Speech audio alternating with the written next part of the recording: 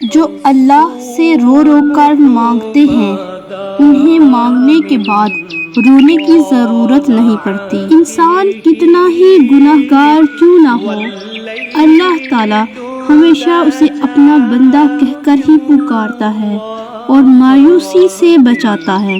توبہ قبول ہونے کی بڑی نشانی یہ ہے کہ اس کے بعد انسان کا دل گناہ سے ہٹ جاتا ہے۔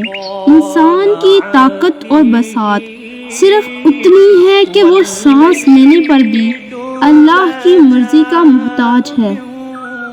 جس کے کام رب سنوارتا ہے اس کے کام بندے کیسے بگاڑ سکتے ہیں؟